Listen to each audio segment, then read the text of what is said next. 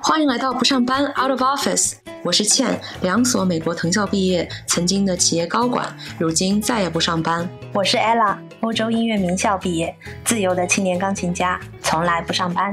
我们是两位成长足迹遍及世界4大洲的现代女性，在不上班这个播客中，我们期待和你探讨一切上班以外的世界。不上班，在充盈的精神世界里创造，在丰富的情感世界里热爱，在尽量健康的心理世界里生活。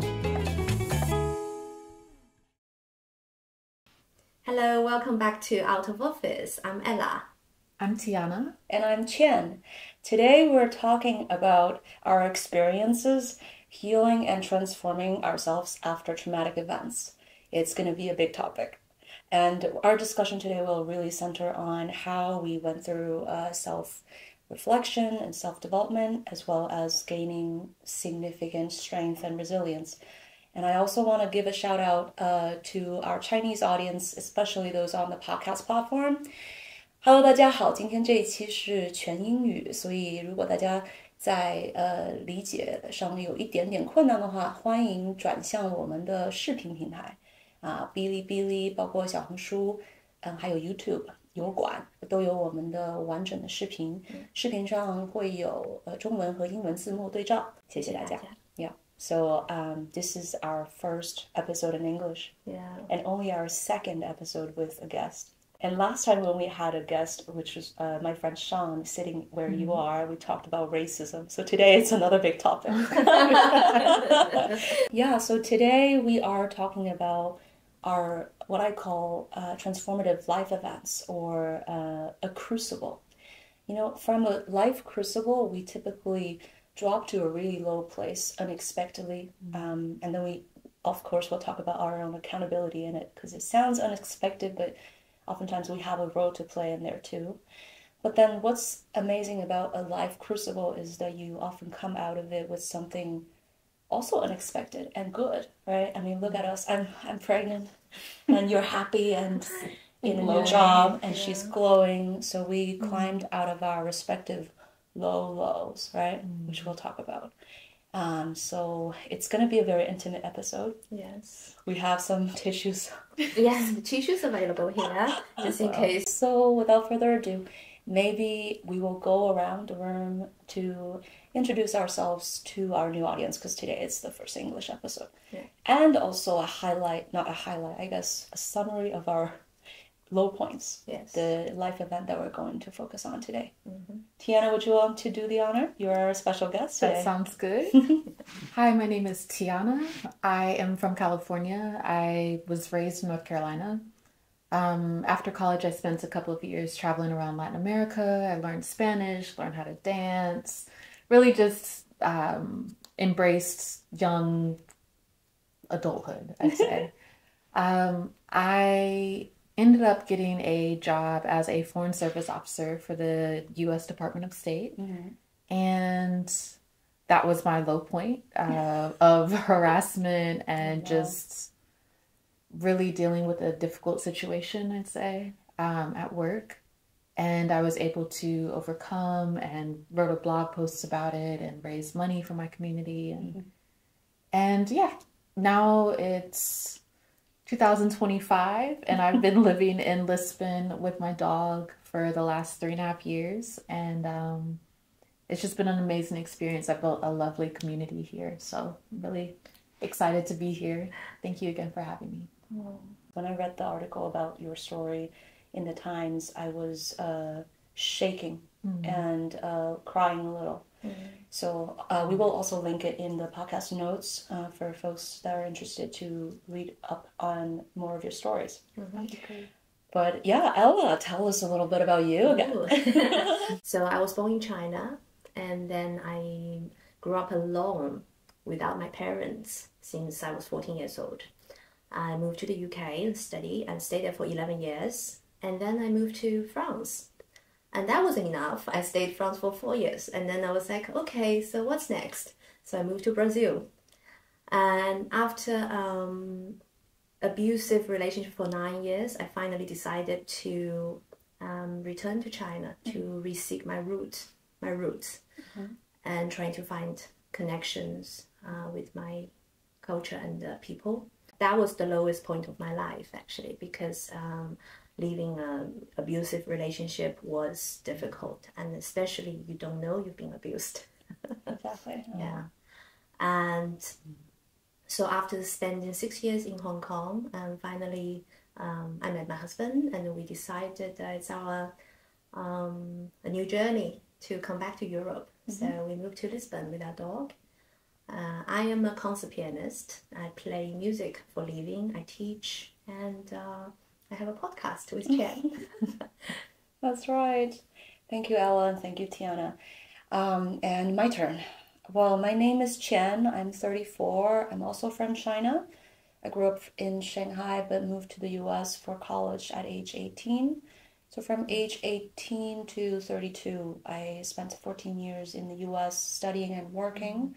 I was always kind of the poster child for academic excellence and did pretty well with my career as well, becoming a VP of a large company at age 30. That was kind of the peak of my career, but it soon led to the lowest point of my life so far, where I realized that I was guided by, certain values that wasn't really mine. It was just something I thought I was supposed to do. It sounds like a little trite story, but China is a big country with a lot of people doing pretty much the same thing. So when I started writing about my journey of abandoning what I thought I should follow or chase to find whatever I really want for myself, that resonated with a huge audience in China. But it sounds like our, therapy here across all three of us is 1, to have a dog, 2, to move to Lisbon. No. That's the answer, it seems like. At age 32, shortly after I was promoted to VP, from the highest to the lowest,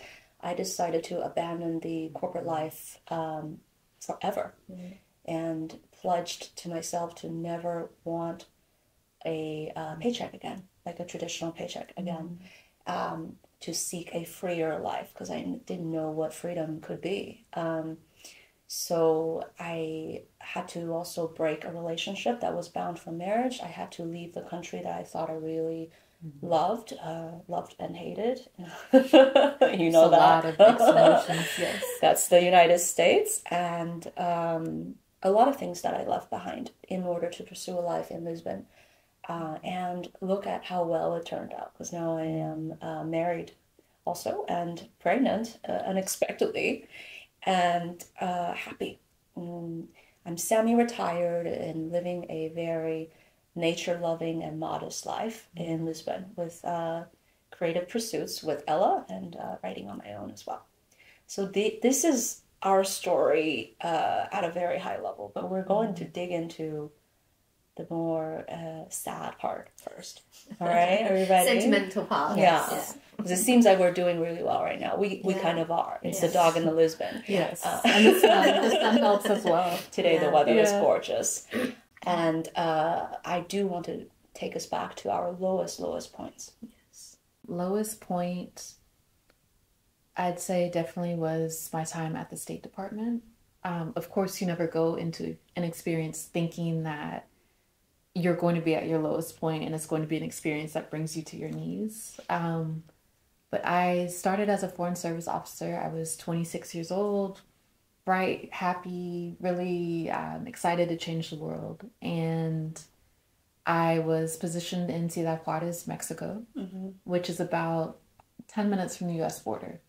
So I could literally drive across the border for coffee, groceries, and then come back to Mexico, go to work. It's such a crazy thing. But when I was working as a Foreign Service officer, I would cross the border into the U.S. and I was repeatedly harassed, detained in secondary inspection, and just bullied for about 6 months.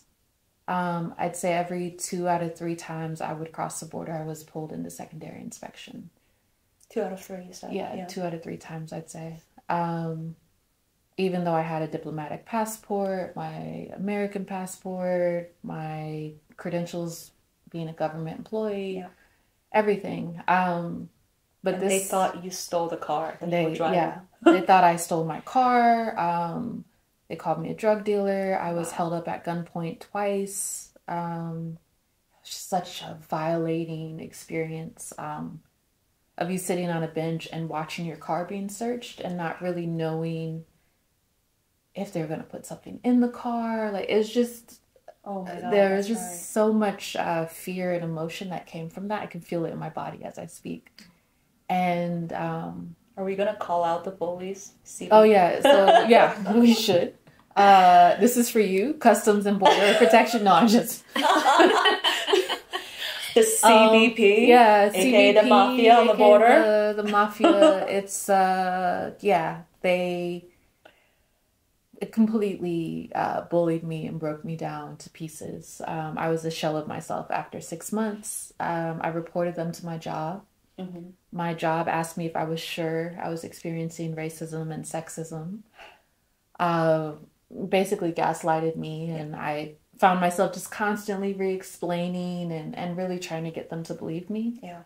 I threw enough fuss where I was then moved to Mexico City. And actually, a week before the harassment started, I adopted Mia, my dog. So she's been with me for almost 7 years now, and she's amazing.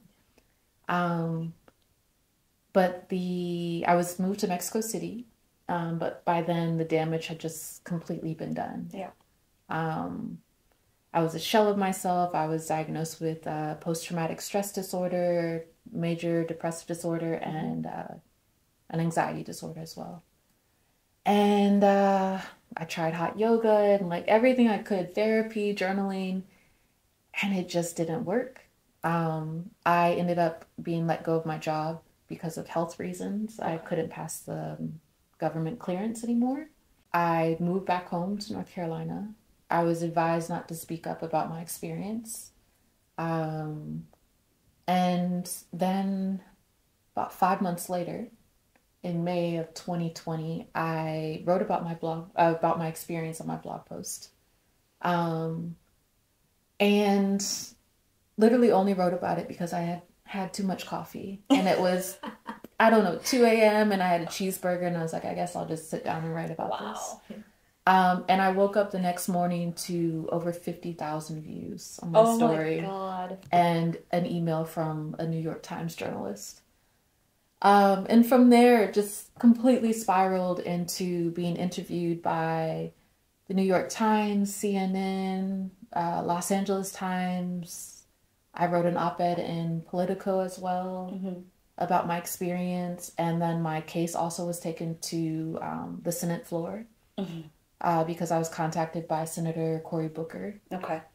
And yeah, it was just a blur of talking to so many people and hearing so many stories of people who had the same experience but didn't have the opportunity to speak about it. Or when they spoke about it, they were also silenced. Yeah. So from there, I really just spent a lot of my time writing, in therapy, journaling, and with friends and family, and just started the process of rebuilding.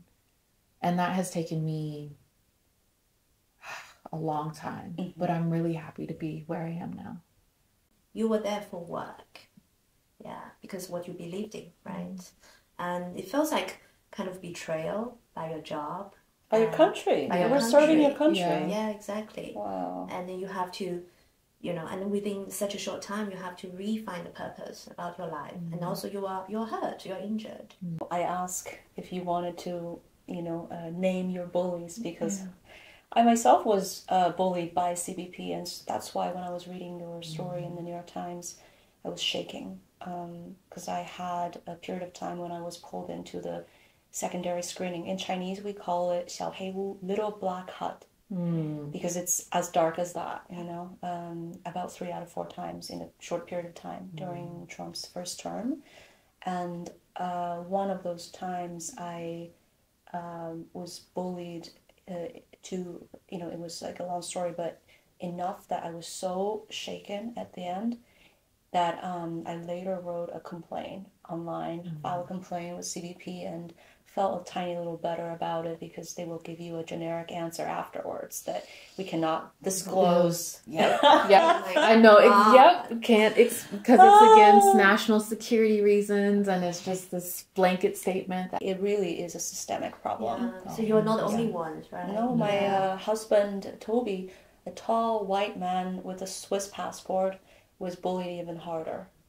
So it's really, a universal experience with CBP on the border, and certain people have also bad experiences with ICE, which is like the agency that is in charge of the territory, inside the border. Within the U.S., they can remove forcibly anyone they thought was not supposed to be there. That's what we're seeing in the news as well, that now even green card holders can be detained just like that. This is like a really dark moment we're in right now when we're talking about ICE and CBP. But your case is so jarring because you are a citizen and a civil servant, right? Yeah, you work for them. Yeah. Foreign service. How do you call foreign it? Service Foreign officer. service officer. Yeah. That is insane. It was absolutely insane. And I'm sorry that you and Toby have had the same experience as well. I just think it's, like you said, it's systemic, and it's not a fun experience at all. No, I'm sweating and feeling the chills at the same time. But I was able to, I guess, make something good of it, the way that I have rationalized it, my healing journey. I had a couple of people reach out and want to give me money, but it just felt weird. Like, I was unemployed at the time, the pandemic was going on, and just would feel weird to accept money and then do what with it. Like, so I ended up starting a GoFundMe, and I was able to raise $35,000. Wow. Which was super surprising. I think I set it at like 1,000. Yeah. But over a month, I raised 35,000 for my community. So we started, I contacted nonprofits and community organizations that had played a part in my life, my childhood. And I was able to get kids Wi-Fi from the Boys and Girls Club. Wow, I started a food pantry at a local mosque that was up the street. I used to hear the call of prayer in the morning when I was a kid. I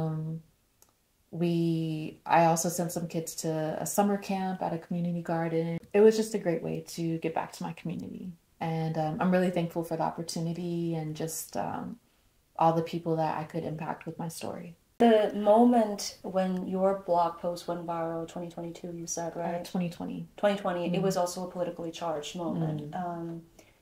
And it was a time where we could cause some social change. And now, unfortunately, it's being pushed back and,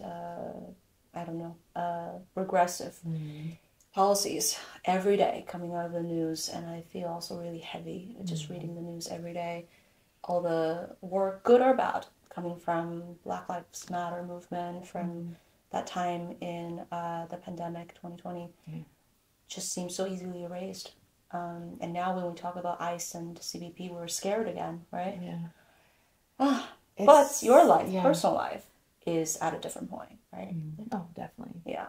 So we're going to focus on that. I guess, Ella, I also know your story from your low point. I think that was also an incredible, really, really strong story that I've heard. Would you like to? Yes, I mean, I never thought about it, to share it with my audience. But then I was like, I think I'm ready to share, right? Because it's been also a very long time. And also I have had my healing journey, ups and down healing journey. Now looking back, and it was such a pivotal moment of my life to reinvent myself. So I moved to France and Brazil because of a man that I was in love with, in a relationship with, ended up as a civil marriage partnership. But somehow I didn't know that I was actually in a very abusive, mentally abusive relationship. And and only after 9 years that I couldn't take anymore. So I had to escape this relationship. And I'm talking about real escape, that you pack your bag and then you had to leave. And from a place that you call home, from a role that you played as someone's partner, and also you are a dog mom, and you had a life in a very, very short period of time. I would say within days, that decision to go to uplift your route, to go to a country that I didn't even have a right to visit, because I was no longer a Chinese citizen, and I had to get a visa to visit my mom. And then I even forgot about that. I was like, I need to be somewhere. I need to be safe. And that led to a mental breakdown, actually, because I've always held my life, quite together. I can take a lot. I can take a lot in life, but I had to. It was just too much.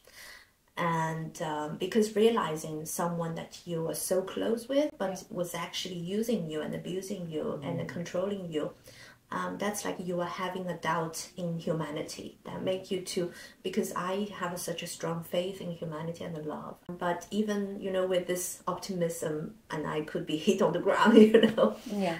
And so betrayed. Yeah, exactly. So I had a really, hyperventilation for many months, and I didn't even know what was that, because that was a symptom that I never experienced. Even I perform on stage, but I don't have that, And I had to really go see intensive therapy to be able to breathe, just to manage a day-to-day basic, only the basic. I couldn't get out of bed for a month. That's after you already escaped successfully. Yes. And the worst part is I had no money because he controlled me financially 100%. I didn't know. I thought that was love. That was love bombing. I'm trying to take care of your finance. I'm taking care of our finance together. And I was just so, naive. And always giving the benefit of the doubt. Yeah. And I had a really severe insomnia. And the most funny part, now I'm looking back, I think it's a little bit funny, but at that time I couldn't explain. I had a phobia. Two extreme phobia. The first one is I couldn't open my suitcase. The one you packed from your escape. Exactly. Yeah, I couldn't open. So the suitcase stayed in my room on the floor, lying in the same place for more than 6 months. Wow. I didn't open at all. Yeah. And the second is I couldn't hear any noise or TV because it just triggers all the anxiety, and I would scream in a taxi when I hear the taxi driver was speaking a little bit louder. I was like, I can't breathe. Can you please? And then he was like, okay, like, are you okay? And I thought I was going crazy. Yeah. And of course, later after therapy, I know that the suitcase reminded me of my failure. How I packed my life. I was so fearful of the word Japan because of our, we were also in the diplomatic area, and so we were sent post.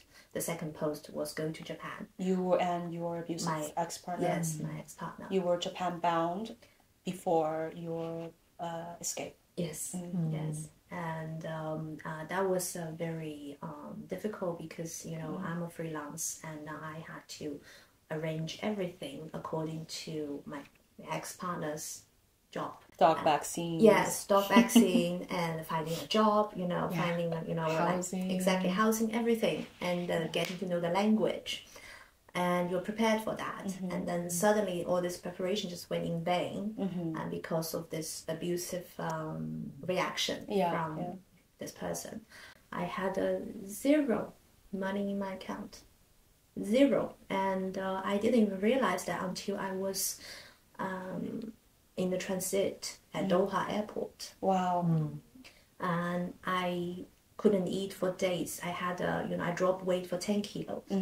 And so I was transit at Doha airport to go back to China. And I was so hungry because I was just, I fainted. And I was like, I need to eat something. And then it was 4 a.m. in the morning, and there's, in the airport, there's nothing open. There was only Starbucks. And I forgot about this, I forgot about money, wallet. I was in my pajama. I left in my pajama. I had, just a grocery bag. Wow. And a suitcase just roughly packed. And I was in flip-flop. I was completely undressed. Yeah, basically I looked like a bum. And I was standing in front of Starbucks, and then I was like, I want that croissant, but I don't have money. And I was like, what should I do? And then I started to cry. But the sales, the barista, they were so kind. They saw me cry. I was on the floor. I sat on the floor. I started to weep, I was howling. And because I was, just in so much pain. And then you felt like so abandoned, and you felt like you have nowhere to go. You felt like homeless, and you felt like you had no dignity.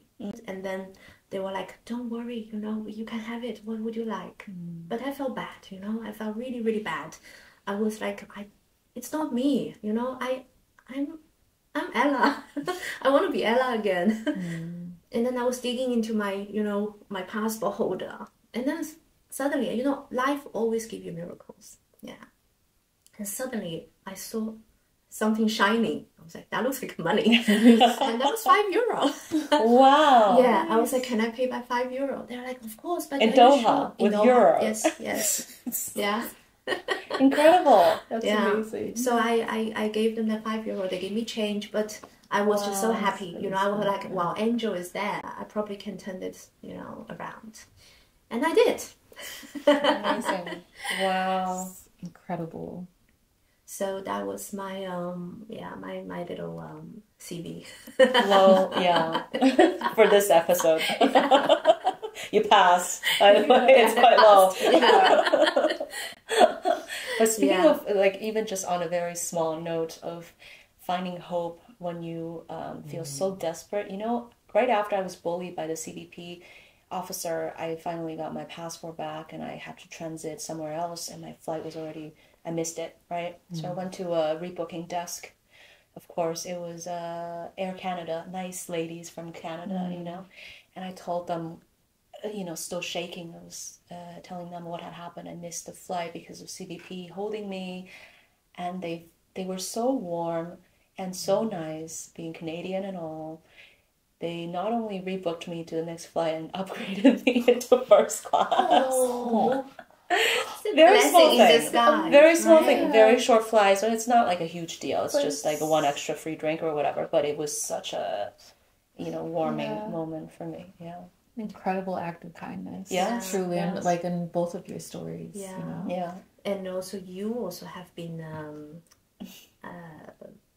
had a very interesting shift, because you were at the highest of your career, right? Right. The peak of your career, and then you decided just to cut everything Just off. Cut Yeah. everything, indeed. For me, it was really the defeat. The defeat of, thinking that my career, I'm surrendering to bullies at my job, right? I was going from my high point of being promoted to a VP position to realizing I am in between, my supervisor and my team members above and below me. They were squeezing me really hard, to a point where I really thought that I was experiencing a severe amount of fear going into any meeting with my supervisor or with my team member.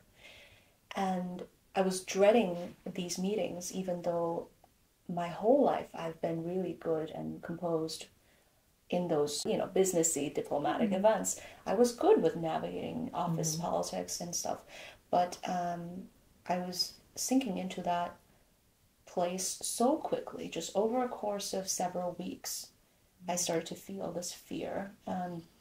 Whenever it comes to going to work, going into a meeting with them, coming out of a meeting with them, and leaving work. I also tried hot yoga. So it feels like, you just soak in a lot of toxin during the day. And then you drive and you pray that you can drive safely to your hot yoga class, and then you go to hot yoga to try to detox a little bit.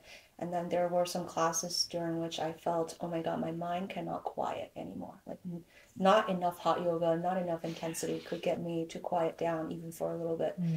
My head started to spin all the time. It was originally just when I was showering or when I was trying to go to sleep or when I was driving, and it quickly became like all the time. And I always say that I have a very keen sense of what's going on in my head emotionally, and it's as if I was watching myself going crazy. I realized something was awfully wrong. But I also had a huge fear that some of our audiences would recognize, which is if I lose my job in the US, I would also lose my status. Having your status in a country, having your life, built there, and your network, your friends, your boyfriend, whatever, your dog, all of them being there, but then your ability to stay hinging on your job and your job only, right? Like if you really mess up, if you get fired, you have to technically leave right away. And so that was always hanging in the back of my head. It was also really counter to my personality, because I am very freedom-seeking by nature. But this chronic stressor of if you fuck up, you have to leave this country. And if you leave this country, that also meant to me that my life was going to be over. Right, like it's like your life you've built since age 18 was just gonna everything you worked for, and so that chronic stressor, I realized for 14 years was so bad for my psyche. I decided if I were to leave this job, I might as well just leave the U.S. and seek more freedom altogether.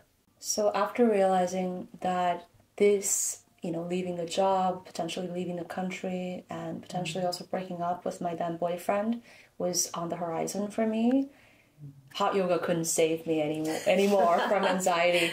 So I started taking medication for that. Actually, we haven't mentioned about that, but I was very lucky to find bupropion, which was the one medication that truly helped me.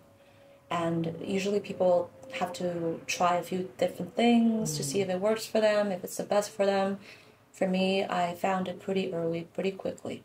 So I would say my inner strength, my friends, my dog, and bupropion kind of helped me out of that low. Eventually, in a matter of months, prepared my move from Boston to Lisbon, uplifting my life also. And for me, the paperwork was intense because of my status being Chinese, and the Schengen area is pretty difficult to get into. So I was able to really go through a lot of these administrative hoops when I was at a very low depressive state of mind. And that is very difficult. So we will talk a little bit about that as well. How do we go from the low points, right? We mentioned a little bit therapy, friends, kind gesture from a random Starbucks person.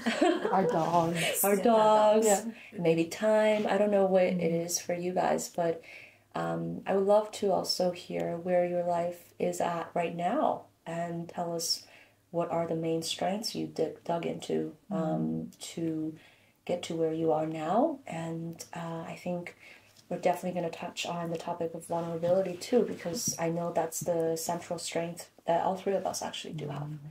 How did it come out for you in your journey from the low to where you are now? Tianna, maybe? Sure. It's a great question.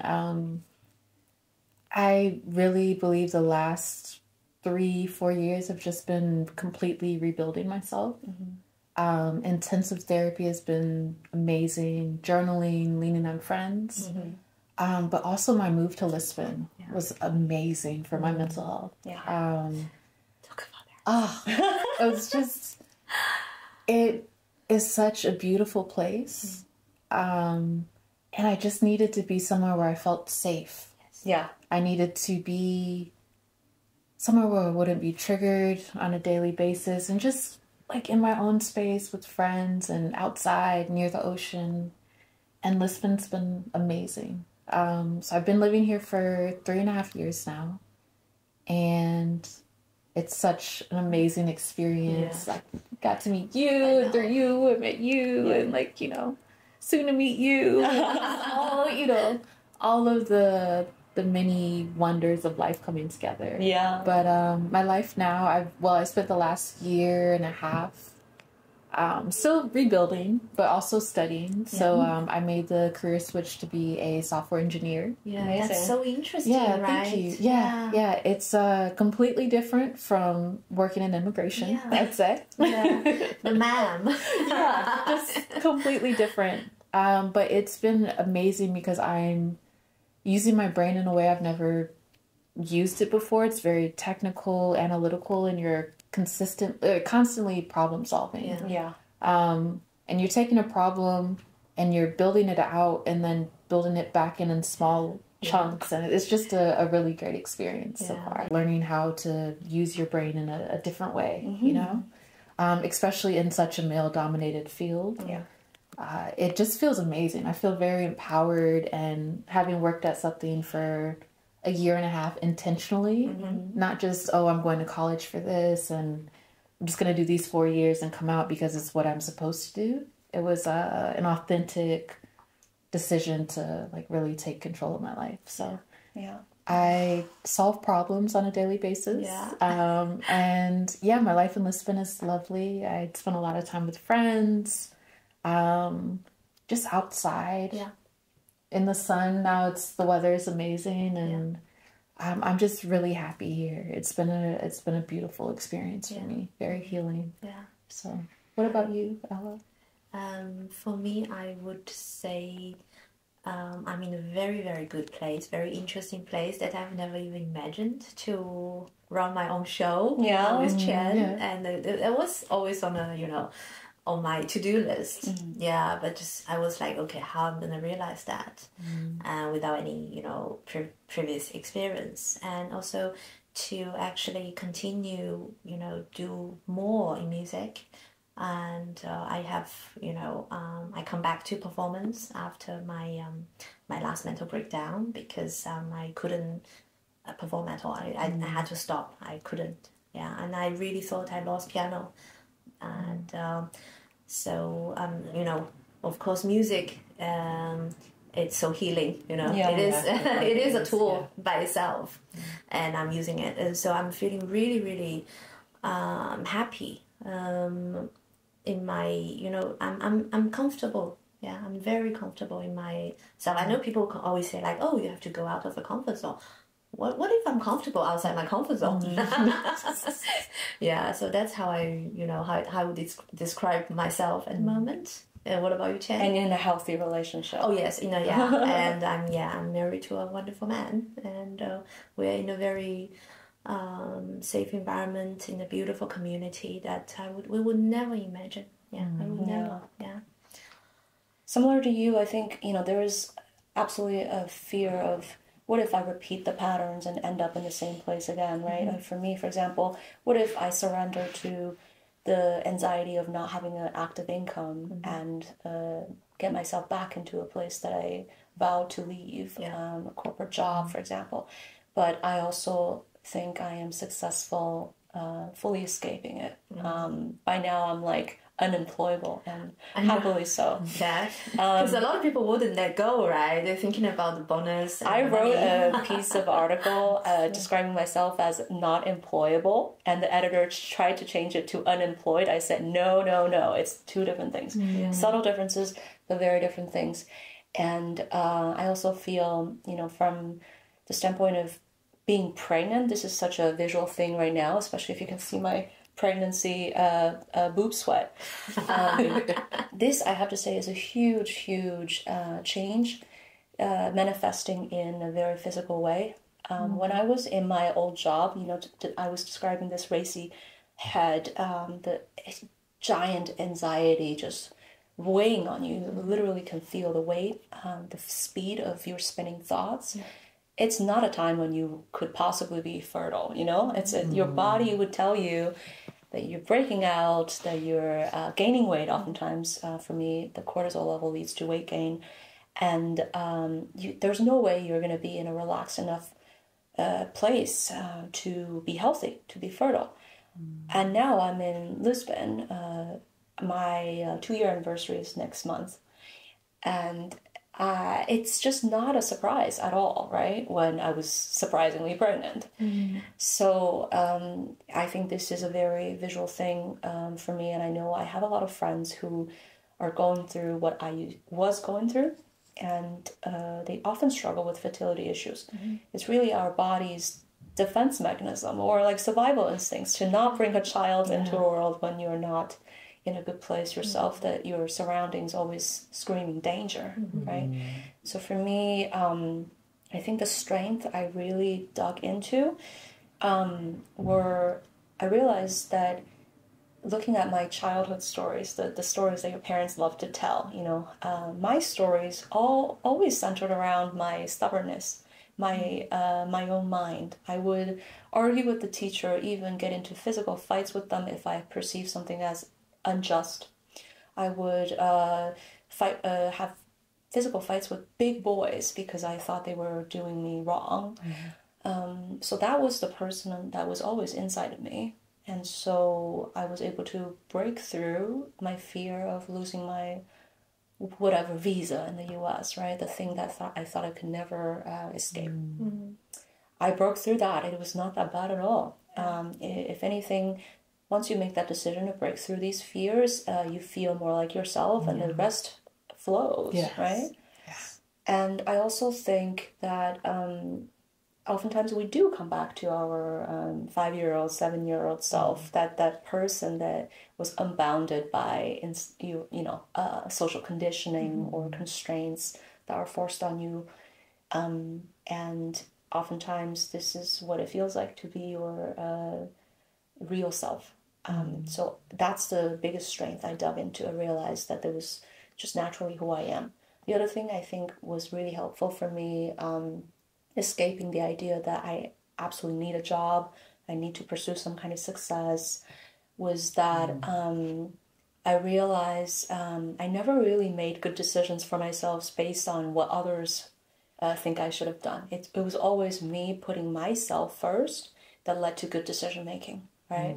And also I realized you will never get the full assurance of, if you choose this, the future will be bright. You will never have that. It leads only to indecision or unhappiness. Only when you have the courage to lean into decisions with some uncertainty can you discover something that you didn't have before. So for me, the being okay with not having the full assurance, which I always ask for, because I took such a safe route, going to the best schools, choosing the best, safest majors, choosing the best, safest jobs.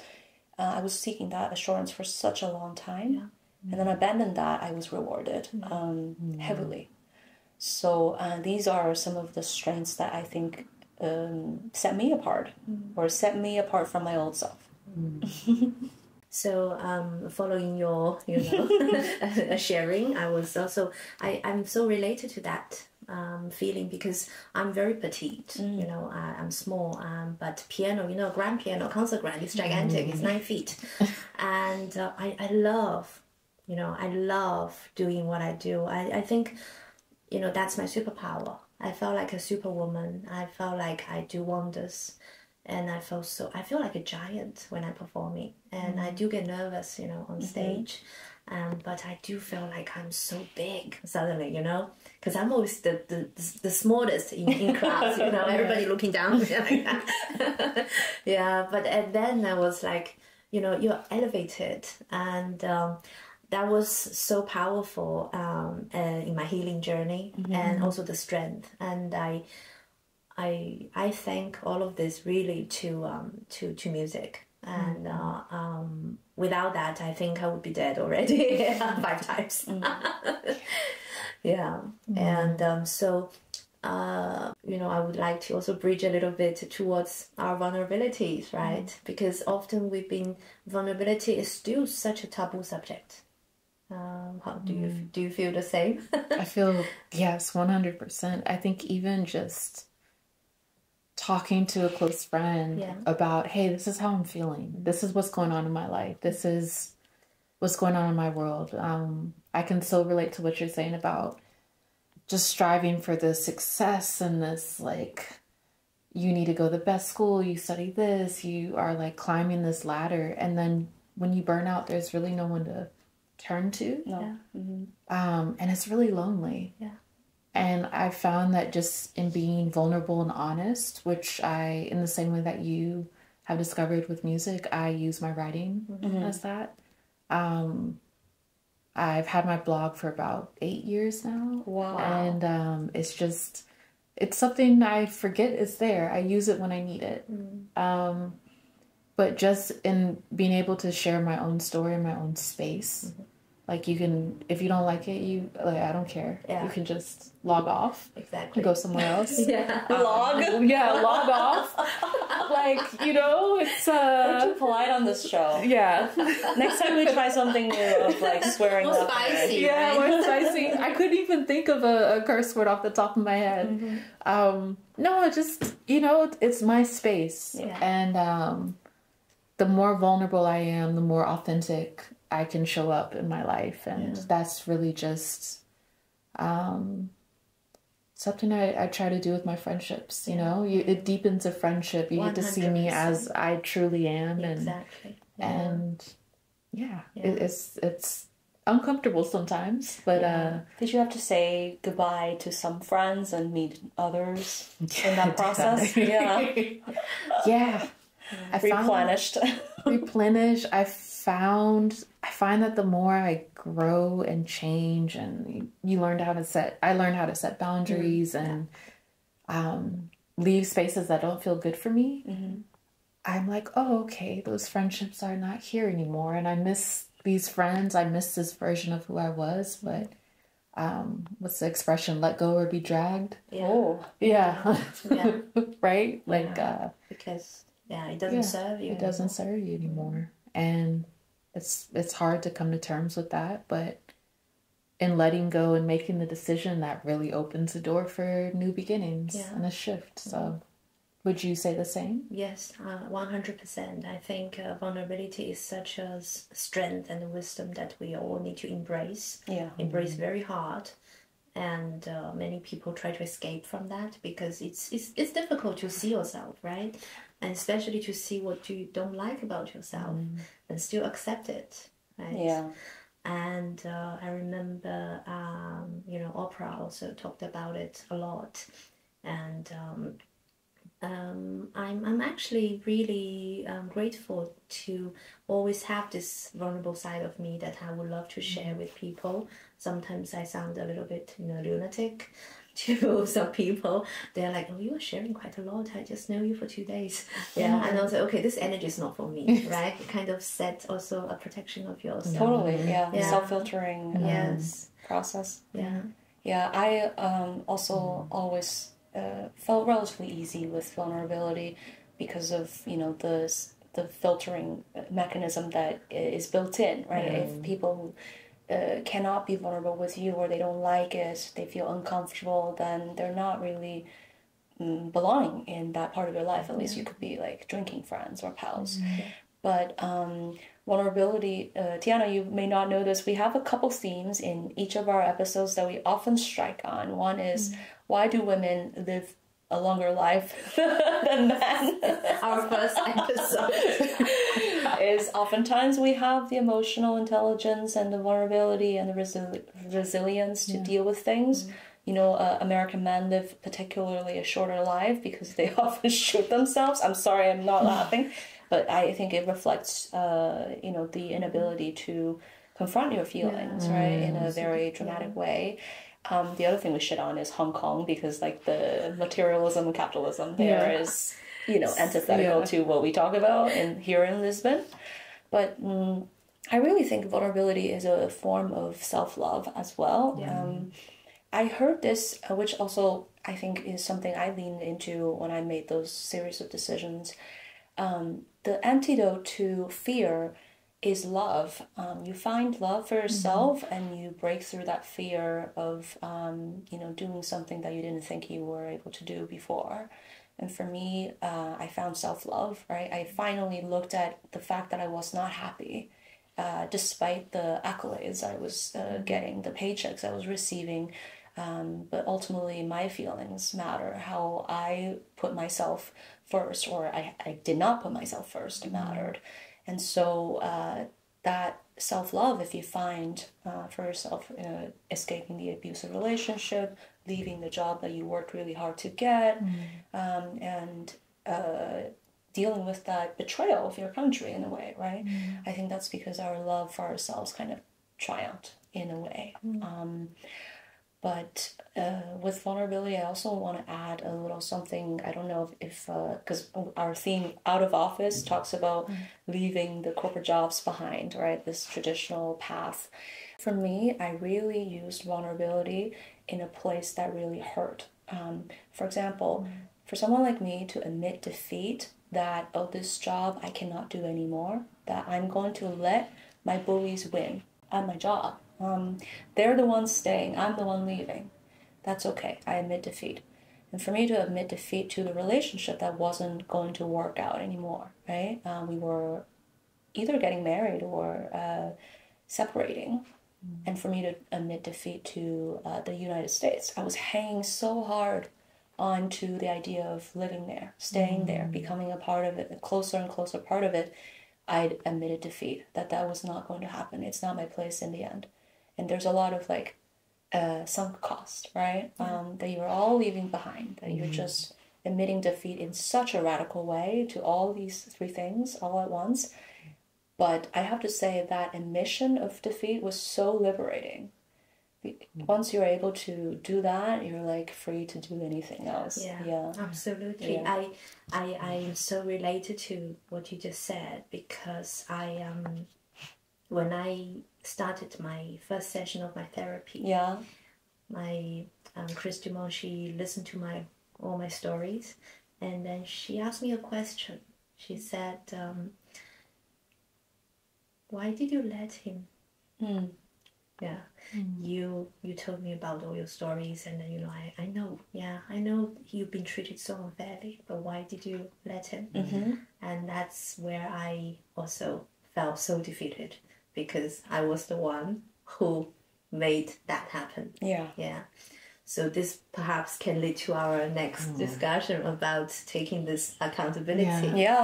Right? And these are not completely unexpected lows that we found ourselves in. Because I have friends who love to put themselves into this victim role. It's so easy. And then they stay there for so long. They don't want to come out, because coming out is you have to admit you also did something, right? Yes, you're accountability. So how do you feel about that? It's so difficult. Because you actually didn't do so much wrong. No, but not even doing it wrong. It's just I put myself. No, I'm coming back. I'm coming back up. I just wanted to see what it felt like real quick. No, I think it is so difficult being completely honest with yourself about the situation at hand. Mine is that I believed that a job was going to give me worth and value and define me as a person.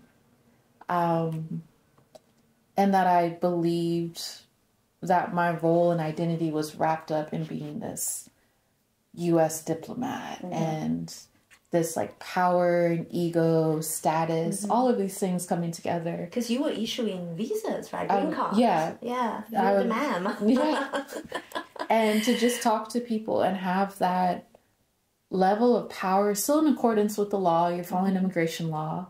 But when you read between the lines and the more you learn about it, it is just as racist, sexist, classist as how I am treated as a Black woman back in America and really everywhere. See how hard I'm nodding? Being the victim of visas. And you can, how am I'm in another place, I'm making the same decisions and biases that others make towards me when I'm back home. And I'm just continuously in the cycle of being stuck for a paycheck and really just, I wasn't happy, and nobody else there was either. Like, nobody else was happy. Yeah. I believe you. Very few.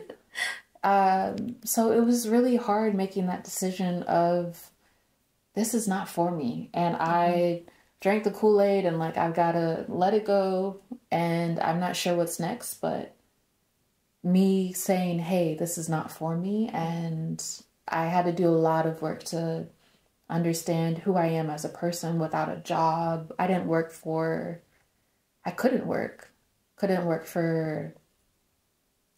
4 years after the State Department. I could not hold a full-time job. I applied for disability. I had to really just learn what it was like to just exist. Exactly, yeah. And what was I going to talk to people about? Who am I, right? If I'm not working, if I'm not earning, who am I? Yeah. And it was a very difficult experience. But just coming out on the other side of it, I feel so much more confident, resilient, self-assured, and it's nice knowing who you are. It's nice living an authentic life. Yeah. I'm rambling, I feel like, but no, what would it's you okay. say? Yeah, I think my resurfacing or my confronting my own accountability was a little similar to your experience. It was really to understand that I put myself in that toxic state of mind, to think and convince myself again and again that I needed to stay in that job. I needed to subject myself to this kind of repression of some kind. For me, it's the visa. I think, it's not that I don't want freedom. It's just I cannot afford it right now. I have to keep working until I get that green card. And you can tell yourself so many of those excuses until you get the green card, until you get whatever milestone you thought you needed to set yourself free. And then guess what? I've read a lot of people's stories who were in similar situations. Their lives did not change the moment they got their green card and could be free to find any sort of job in the U.S. Oftentimes people think that they want a lesser stress job, and they don't do that. They don't escape. They find the next thing as a justification. So this is where our accountability comes in. We were responsible for the choices of staying where we were, right? It's a decision. It's an active decision to stay in the default. And so if that's also an active decision, why don't I choose, a better one?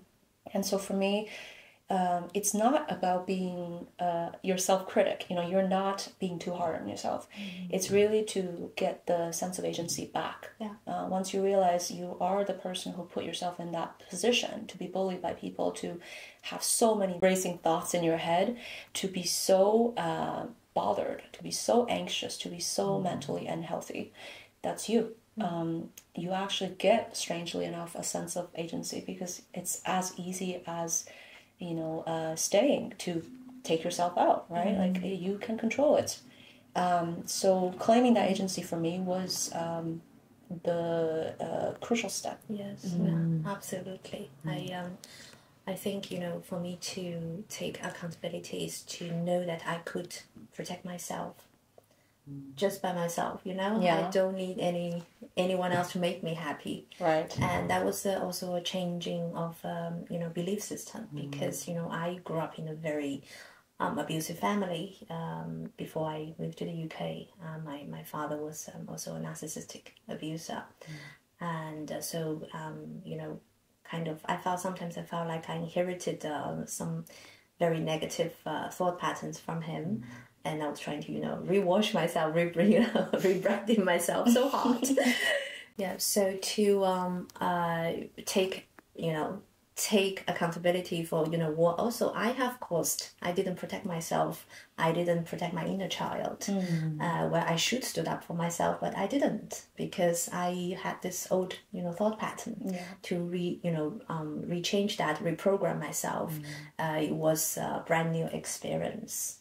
And of course, I felt like I'm still a work in progress. Yes, yeah. I used to do this, daily affirmation like 100 times a day. I just had no negative talk at all. I just have to believe that I'm okay. And it felt like sometimes I'm reciting. Exactly. Yeah. But that helps. That helped a lot.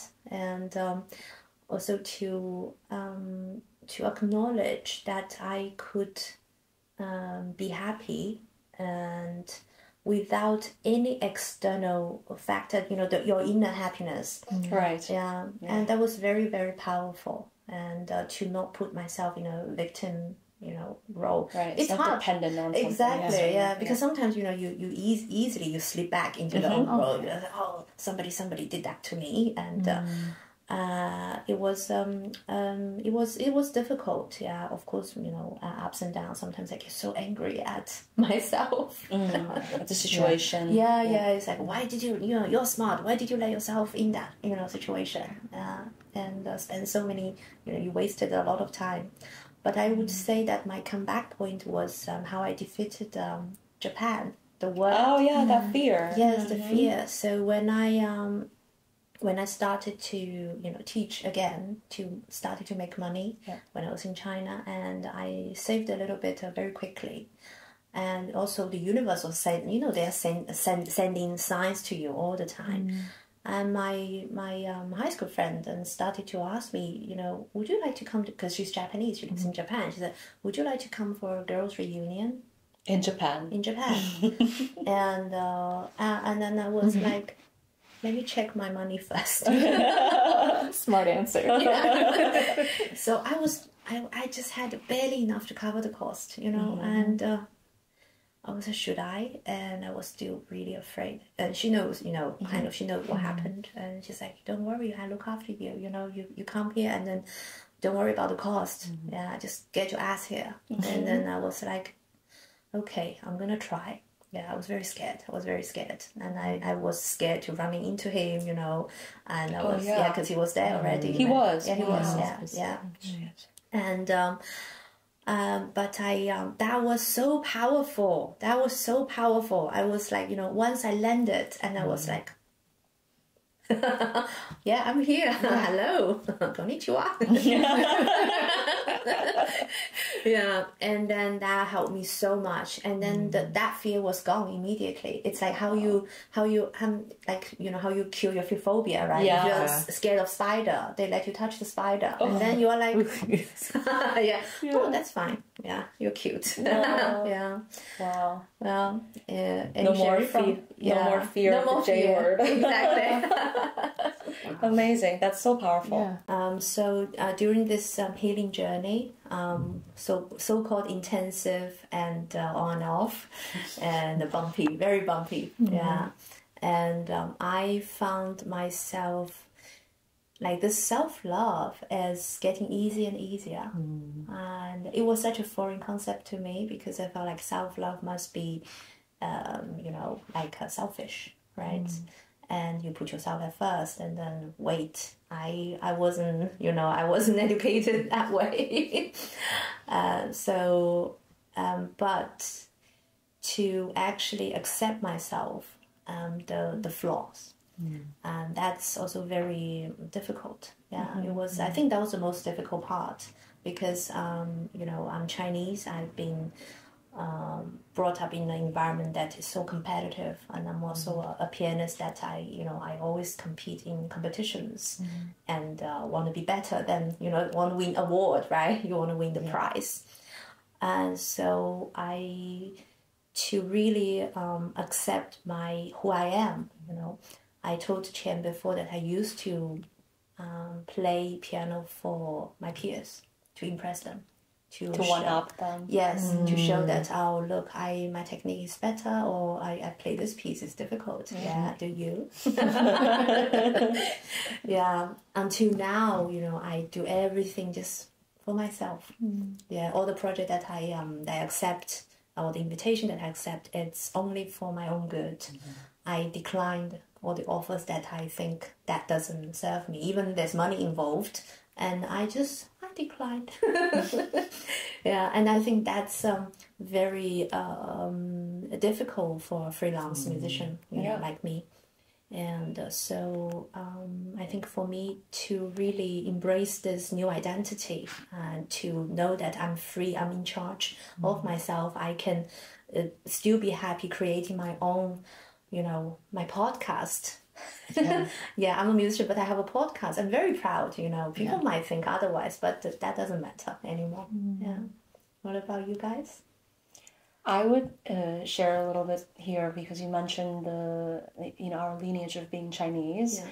Yeah. It might also be prevalent in some other cultures as well, but for me, similarly, my relationship with myself changed from I have to be successful to I have to be happy. That I reject the idea now that I have to be successful, and in exchange for that, I could bear to be anxious, unhappy, depressed, angry, whatever it is that I put myself through, right? And allows myself to be in the old life.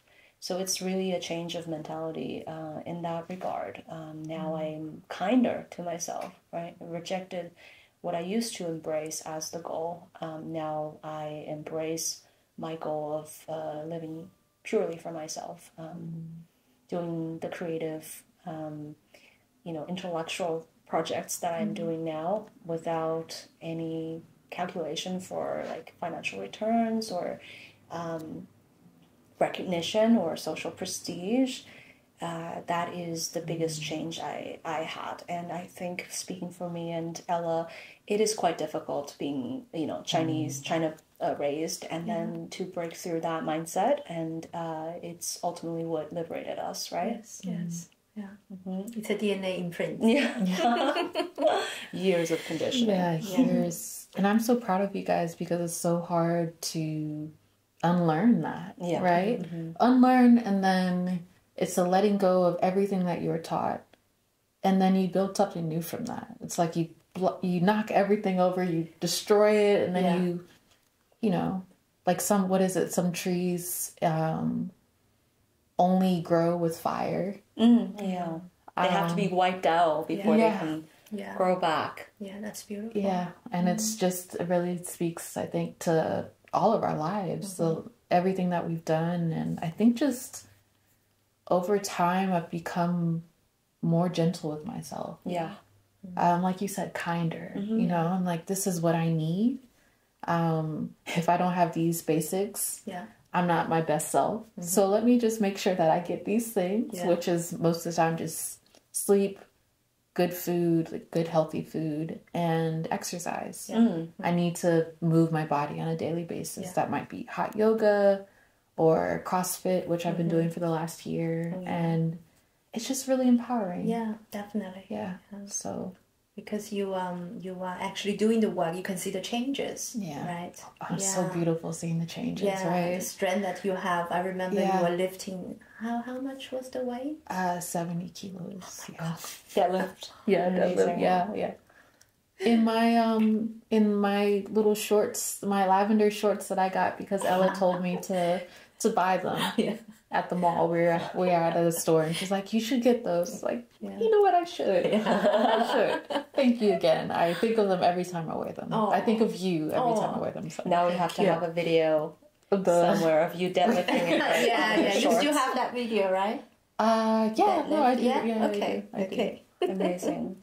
Yeah, deadlifting is I can't do it now too heavily, but it's such a good exercise, like physically, but also it's just mentally, like, so amazing. And you are still, playing tennis, right? Until this week, Now I'm actually tuning down a little bit on my exercise, but we're now talking about, what are the things we do to maintain this kind of mental status, right, and health for ourselves, and also giving some maybe advice to our audience.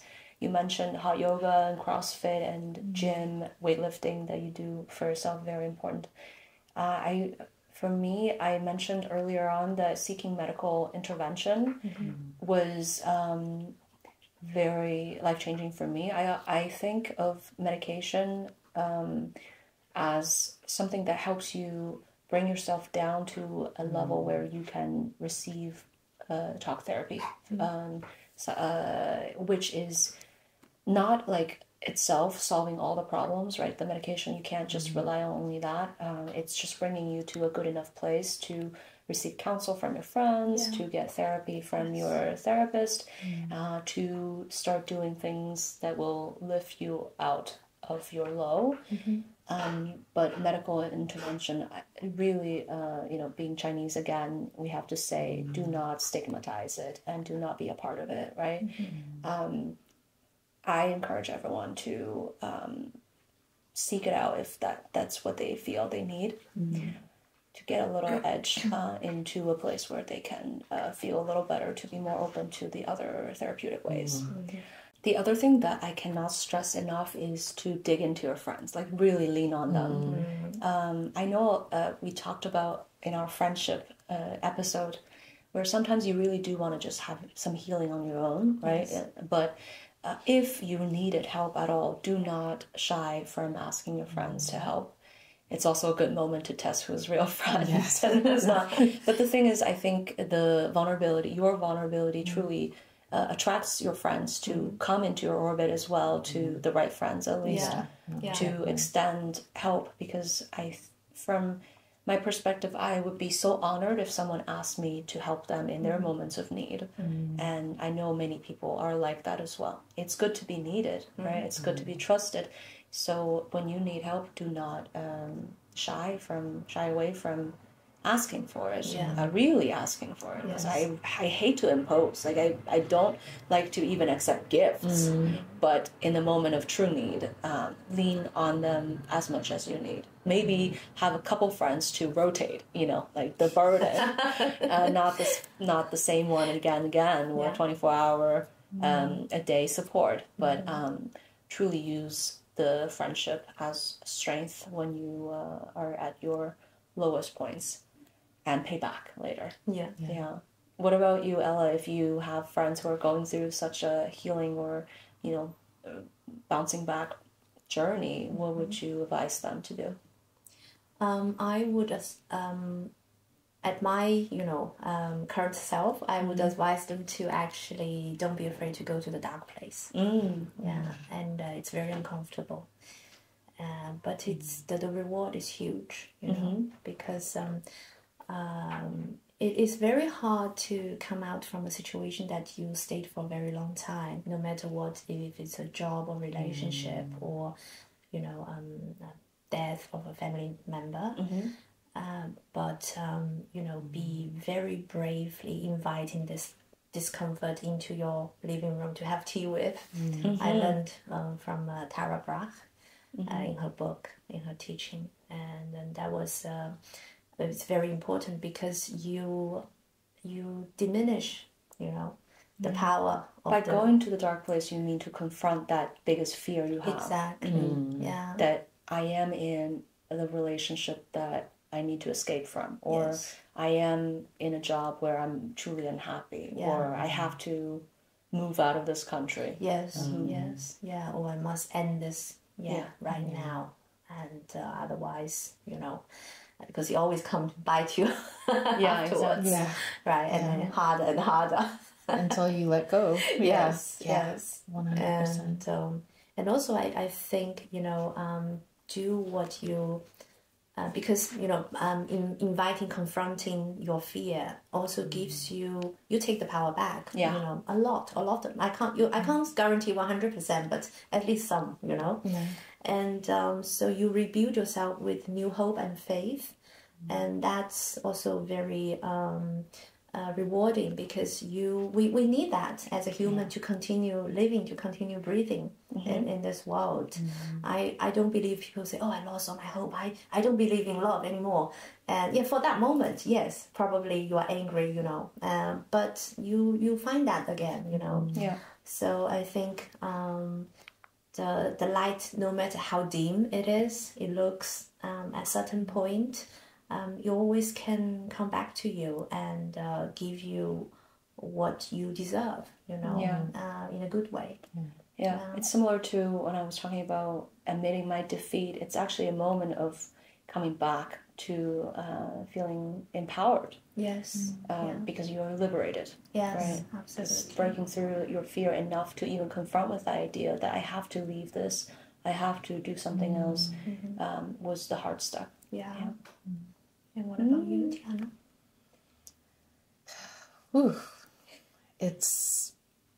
It really is digging in and feeling the emotion. I think a lot of times it's so difficult to do because it's so scary. Yeah, it's very energy consuming. Right? Oh yeah, because it takes so much from you, but it's, as I've learned, it's either you do it now or you do it later. Yeah.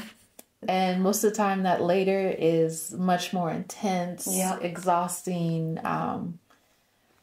It is not fun. Yeah. So I'd rather face things head on.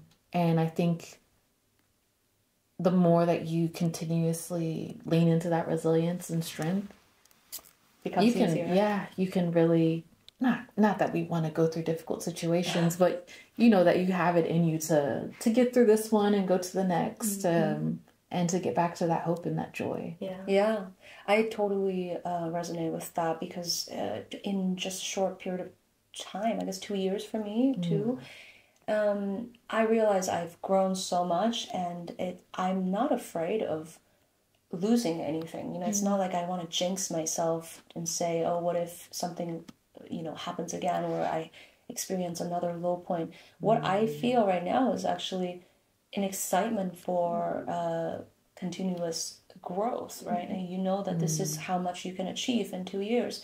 This is how much you can learn about yourself from a setback. You're excited about what growth to come next. It's like what you were saying about the resilience, giving you the power for the next time if it happens, or for you to counsel your friends as well. So we would love to really close on a happy note, and it's also, just a depiction of what our lives are right now in sunny Lisbon, by sharing a joyful moment that you experience, a very tangible moment that you experience in your new life that you earned from being honest with yourself, from being brave, from loving yourself, and finding the strength too. What are the moments, what is one or two moments that you experience true joy in your new life? Do you want to go? Or? I think you go first. Okay. Yeah. For me, I just remember it was either the first or second night after I moved to Lisbon. And I was walking my dog, and it was 11 p.m., 12 a.m. at night. And I remember the feeling of just feeling so safe and so calm. Yeah. And even the experience of walking that was the latest I'd ever walked my dog. Yeah, it must be so surreal for you. It was so surreal. And I remember just sitting there. At the time I lived in a different neighborhood, and I just sat there and I looked up and I could see the stars, and I was like, I made it. Like, I'm here. I'm not sure what this adventure is going to bring. Wow. But I feel like I'm in the right place. Yeah. And it's just been beautiful. Wow. What I could have the image already, like seeing you, just like, whoo.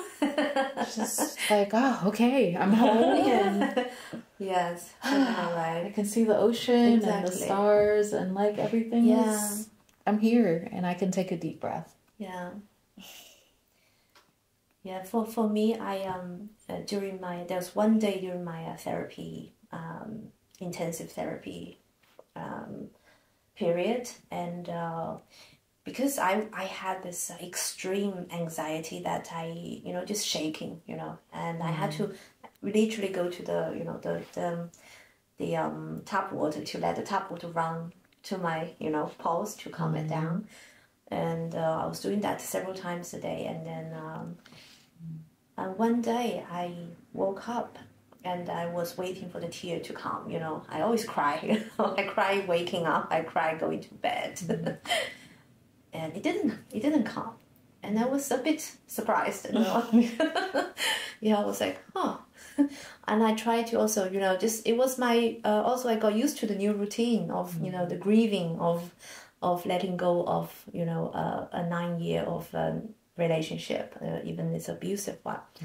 And I couldn't find that similar feeling anymore. So I was trying to regrow it, but it didn't come.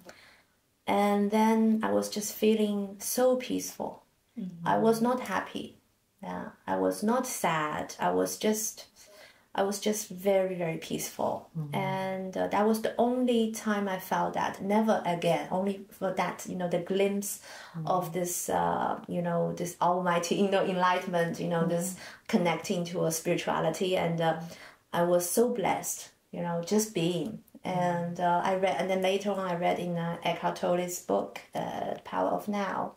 And when he talked about, letting go of all the egos and then the past and then being a present, that was the closest encounter that I have encountered with that wisdom.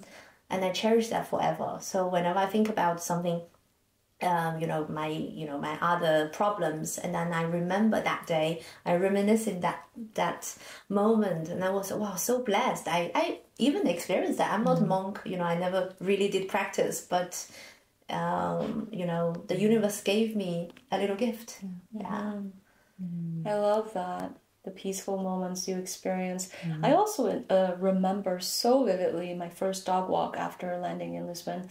Incredible sense of peace and newness, and that I've arrived. But my joyful moments I wanted to share have something to do with nature. You're not surprised at all, right? No. Specifically, some images I can share with you. I go to the tidal pools a lot when it's low tide, and there was one time we caught 2 octopuses, you never know, on one trip. We just found them in the tidal pool, and I let the octopus climb on my forearm, and I screamed out of joy. I said, "Oh my God, they really do suck," because they suck on your arm, and you can turn your arm. They are, just wrapping around your arm. It's an incredible feeling. Another moment was in the forest in Sintra, where I foraged mushrooms for the first time. And that day we found a lot of chanterelles under like a bed of pine needles. That's where they usually are. And you just lift the pine needle, like it's like a blanket of the pine needles, and you lift and you see fresh yellow chanterelles growing. And every time you discover something like that, you scream out of joy. "Oh my God, look here, look here, look here." And those are the moments, being a child from Shanghai, that you never thought you would experience. Octopus on your arm, chanterelles, as you forage. And I call these moments my idling moments in nature, because we literally, Toby and I would drive out whenever the weather is nice and just do those things with an open agenda. And it contrasts in such a dramatic way with my old life, where I'm like racing, literally racing in city traffic, racing in my head, going from place to place, going from one career stop to another, thinking even like a month of idling is bad, is lethal, you know. But then this idling moment, it makes me so happy, because I realize I can live this life forever. And for the first time in my life, I realize I'm not defending against something. I'm not saying if I conquer this or if I endure this, I will be okay. I'm not doing that anymore to myself, but rather I am already living in this moment, my dream life. That was such a powerful moment to me. So I guess our answers are Lisbon. All of us. Portugal. And I'm super grateful for the country. And then the courage to actually seek possibilities, right? Because we never know we would, met, right? And then also to actually, do the action. Not just talking about. I guess it's not easy for, it's not easy for anyone. No.